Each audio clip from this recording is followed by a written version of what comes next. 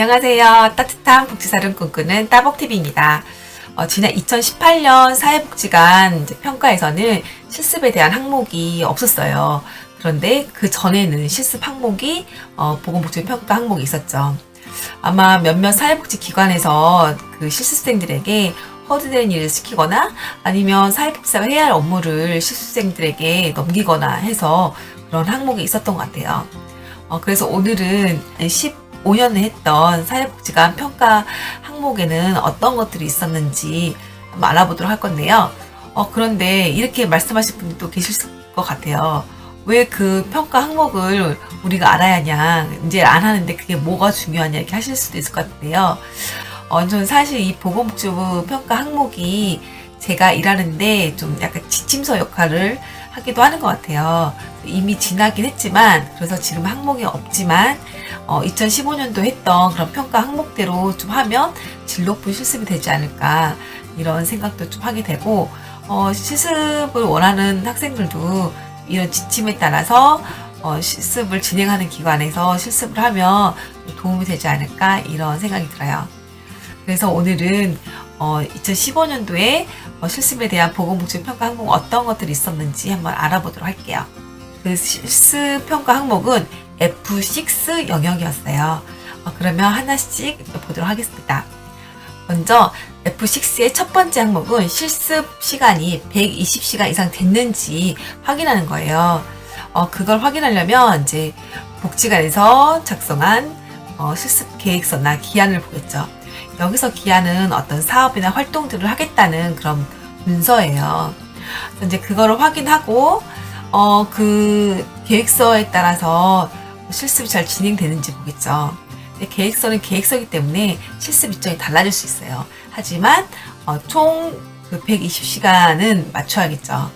이 120시간을 진짜 했다는 증거는 실습 일지를 보면 되겠죠. 실습생들이 작성한 실습 일지를 보면 되는데요. 그래서 이 실습 일지가 굉장히 중요해요. 실습생들이 실습 일지를 쓰지 않으면 실습을 안 했다고 해도 무방하거든요. 그래서 실습 일지를 보고 실습생들이 120시간 이상 실습을 했는지 확인을 하고 있어요. 우리 복지관 같은 경우는 아침 9시부터 오후 6시까지 실습을 하고 중간에 1시간 정도는 점심시간이라 이제 빠져서 하루 8시간 실습을 하고 있어요. 그래서 주 5일 이렇게 하고 있어서 8, 5, 40, 한 주에 40시간 이상 실습을 하고 있죠.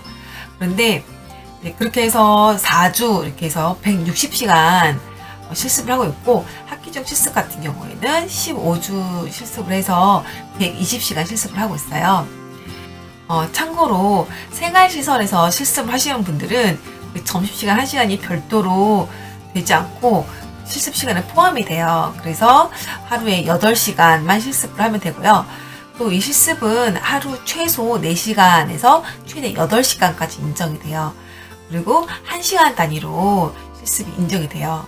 그래서 하루에 뭐 5시간 했다, 6시간 했다 이렇게 하면 실습이 인정되는데 6시간 반 실습했다 그러면 그 30분이 이제 절상이 돼서 6시간 실습을 하게 된 거죠. 그리고 한 주에 40시간 이상 실습을 하지 못하게 되었는데요. 기간의 상황에 따라서 이건 좀 유동적으로 될 수 있어요. 뭐 예를 들어 토요일 날 복지 행사가 있어서 실습생들이 꼭 와야 한다. 그걸 참여하면 좋겠다. 그래서 주말 이제 실습을 하면 48시간 근무를 하게 된 거잖아요. 그러면 그 다음 주에는 저희가 실습 하루가 빠지게 돼요. 뭐 이런 식으로 저희는 진행하고 있어요.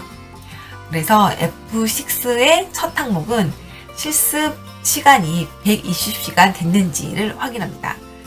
F6 두 번째 항목은 실습 지도자의 자격 요건이 충족됐는지 보는 거예요. 실습 지도자 자격은 사회복지사 1급 소지자일 때 실무 경험이 3년 이상 된 자, 아니면 사회복지 2급 자격증을 소지하고 실무 경력이 5년 이상 된 자여야 돼요. 사실 실습생들이 이 실습 슈퍼바이저의 자격을 물어보기가 좀 어렵잖아요. 그래서 이걸 좀 알아볼 수 있는 방법이 있어요. 한국 사회복지사 협회에 그런 자격 요건 센터라는 곳이 있어요. 거기에 접속해서 이 실습 지도자가 실습 그 지도자 여건이 되는지 한번 알아보시면 좋을 것 같아요. F6의 세 번째 항목은 실습생 선발과 모집을 공개적으로 할 수 있는지를 보는 거예요. 사실 약간 직원을 뽑는 것과 비슷한 절차인데요. 저희는 복지관 홈페이지나 사회복지 관련 홈페이지에 실습생을 모집한다는 글을 올리고 있어요. 이제 올리는 글의 내용은 뭐 대충 이래요. 실습생을 언제부터 언제까지 모집을 하겠다. 그리고 이제 실습 기간은 어떻게 되고 실습 장소는 어떻게 된다.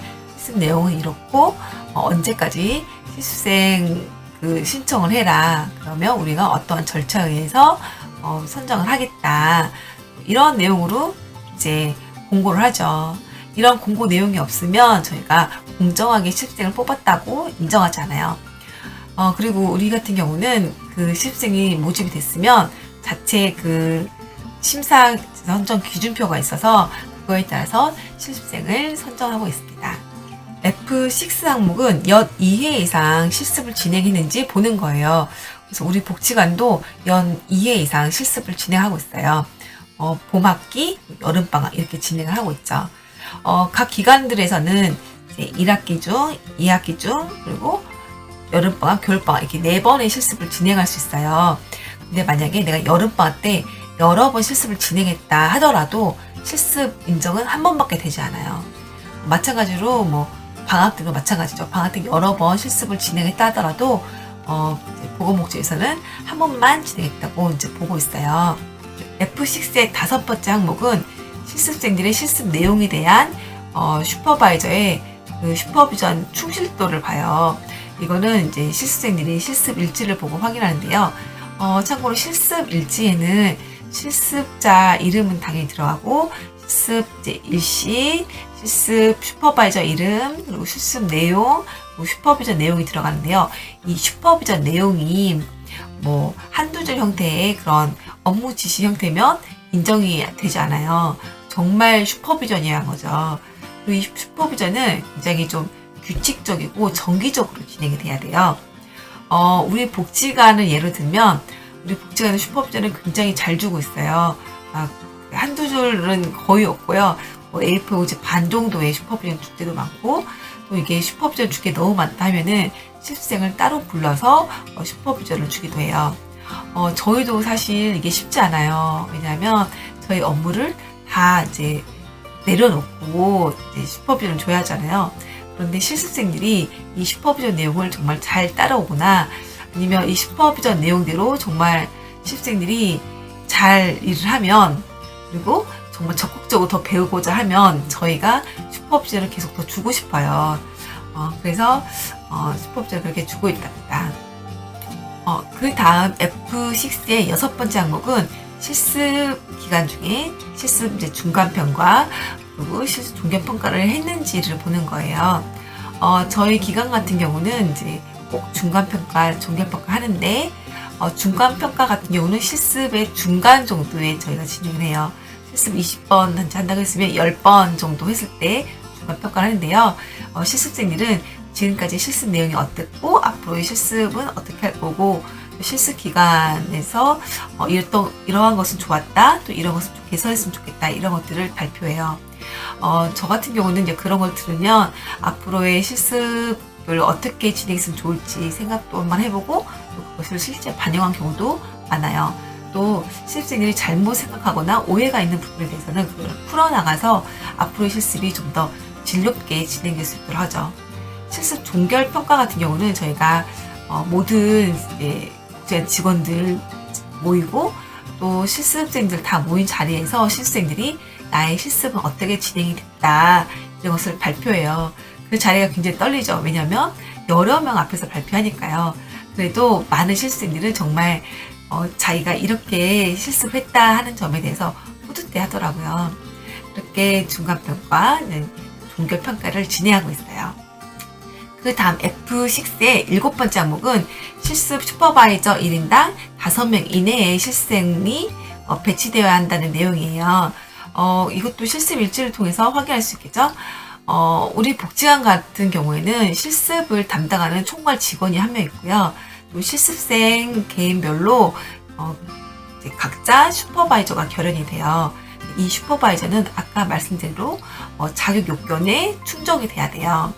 아까 말씀드렸죠. 실습 슈퍼바이저 자격 요건은 사회복지사 1급일 경우에 3년 내에 그 실무 경력이 있어야 하고, 사회복지사 2급이라면 5년 이내에 실무 경력이 있어야 하잖아요.